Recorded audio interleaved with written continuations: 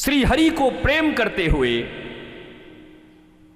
समाज के मंगल हेतु आज परीक्षित ने अपने मृत्यु पर भी अपना प्रश्न नहीं पूछा। कहा मेरे जैसे लाखों लोग, आने वाले करोड़ों लोग मृत्यु की गोद में हैं, उनके लिए क्या समाधान है आपके पास, आप बताओ। तो मरने वाला आदमी बेचारा खुद ही परेशान होकर कहता हमको कोई बचा दीजिए, हम तो बहुत बर्बाद हो गए, अब हमारा क्या होगा, हिस्सा बंटवा दीजिए।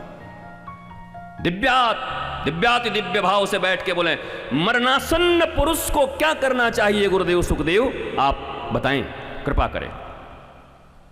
और तब कहते हैं वर्यानेस्ते प्रश्न, तुम्हारा प्रश्न श्रेष्ठ है और सर्वमंगल हेतु है, इसलिए अब भागवत जी जन्म ले लेंगी। देखो भैया, अच्छे प्रश्न हो ना, प्रश्न अगर अच्छे हों तो शास्त्र बन जाते हैं, और हमारे तुम्हारे जैसे प्रश्न करने वाले हो ना तो विवाद बढ़ जाते हैं। हम विवाद करने वाले लोग हैं, वाद विवाद, शिष्य और गुरु का संवाद होता है। उपनिषद का अर्थ होता है उपनिषद, उप माने समीप, निषद निष्णात भाव से जब गुरु शिष्य बैठ करके चर्चा करते हैं आत्म सम्यक विषय में, उसको उपनिषद कहते हैं। कोई उपनिषद ये मत समझना उपनिषद बड़ा भारी, उपनिषद उपासना,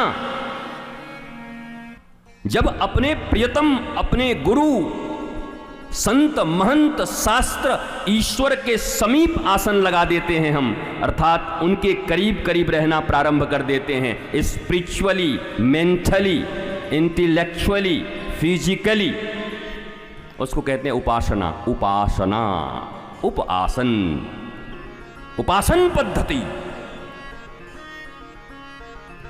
सबसे बड़ी परेशानी हो गई इस मैकोले के कारण, हम अपने शब्दों की महिमा को खो गए। हमारे बच्चे समझने को राजी नहीं, उपासना क्या होता, पूजा क्या होता, पाठ क्या होता, ये सब उनके लिए बस रिचुअल्स, ढोंग। ठीक है ठीक है, दैट्स इट, दैट्स इट। मेरे पास इसके लिए टाइम नहीं है, मुझे सक्सेस प्राप्त करना है। सक्सेस तुमको जिंदगी में नहीं मिलेगी। तुमने जिसको सक्सेस माना है वो सक्सेस नहीं, तुम्हारे विधि को और विकृत करने वाला है। कृष्णमूर्ति ने पूछा था, कृष्णमूर्ति से किसी ने पूछा कि भारत के विकास पर आपका क्या कहना। बोला कैसा विकास, कौन सा विकास, क्या भारतीयों के चित्त में शांति में वृद्धि हुई है? नया दौर पिक्चर देख करके समझना चाहिए। यंत्र आए थे, इसलिए आए थे कि मनुष्यों के पास अब समय बचेगा और बचे हुए समय में हम ईश्वर की आराधना करेंगे। यंत्र भी बढ़ते गए और आदमी भी यंत्र हो गया। 1 मिनट टाइम नहीं उसके पास। बोला मरने का भी फुर्सत नहीं। कितने लोग तो हमें कहते हैं गुरुजी मरने का फुर्सत नहीं। हम कि तेरे से यमराज पूछने आएगा मारने से पहले तुझे, तो इतना महान हो गया, तो मरने का फुर्सत नहीं। यमराज आएगा तो पूछ के आएगा, अपॉइंटमेंट लेके आएगा। ये भाई साहब आज सोमवार है, चलेंगे क्या? नहीं नहीं, आज तो हमारा कार्यक्रम है 3-4 जगह, कल आना। स्टेज से उठा ले जाएंगे, स्टेज से यहीं बैठे बैठे ले जाएंगे।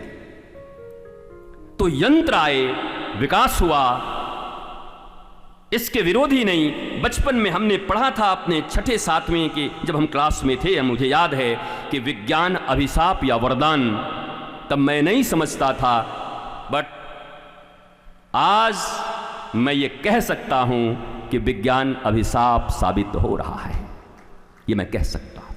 आपका बद्रीनाथ, केदारनाथ, आज जरा पूछो, गुरु का अर्थ है जो तुम्हारी समस्या को तपस्या में परिवर्तित कर दे। आज एक बड़ी समस्या खड़ी हो गई है, मृत्यु सामने आ गया है, पर गुरुदेव सुखदेव हैं तो 7 दिनों को तपस्या बना दिया परीक्षित के लिए। तपस्वी हो गए। समस्या मिटेगी, समस्या हटेगी जब तुम तपस्वी बनोगे। मैं फिर कह रहा हूं, मृत्यु से नहीं बचाया। सांप दंशन करेगा, तक्षक दंशन करेगा। ऐसा तो नहीं कि तक्षक आया ही नहीं, 7 दिन भागवत सुन लिए, हम नहीं आएंगे, अब हम छोड़ देंगे। इन्होंने तो जिंदा रहने का जो सबसे बेस्ट तरीका था, देवताओं ने जो लाया इनके पास अमृत, उसको ठुकरा दिया।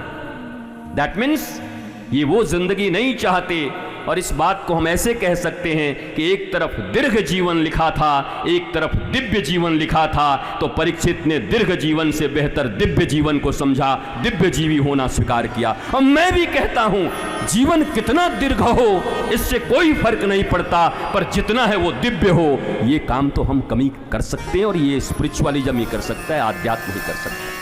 आध्यात्म और धर्म का मतलब ही यही है, दिव्य जीवी बनो। दीर्घजीवी तो 60, 70 साल, 80 साल, 100 साल ये जीना है, तय है, लेकिन ये भी तय नहीं।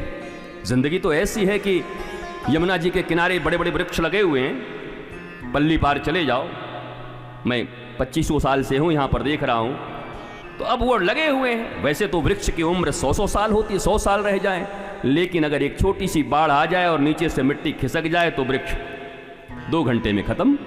100 साल चलना चाहिए था, पर 2 घंटे में खत्म। दुर्लभो मानुषो देही, देही नाम क्षणभंगुर।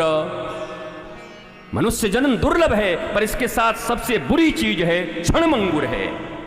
कब मिटे कुछ खबर नहीं, कब जाए कुछ खबर नहीं। हमारे पूर्व पारिवारिक जीवन के एक रिश्तेदार अभी 1.5 साल पहले ही महाराष्ट्र, आई थिंक नागपुर या मुंबई में राम कथा करते करते स्टेज से उतरते उतरते ठाकुर जी ने अपने चरण में ले लिया। तो जीवन की लीला। पर हाँ, वो जो दिव्य जीवी हैं वो जीवन भी ऐसे ही जी रहे हैं, और मृत्यु को भी मौत महबूबा है अपनी सबको गले लगाएगी। ठाकुर जी हैं वो तो बैठे हुए, यहाँ भी वृंदावन है, वहाँ भी गोलोक है।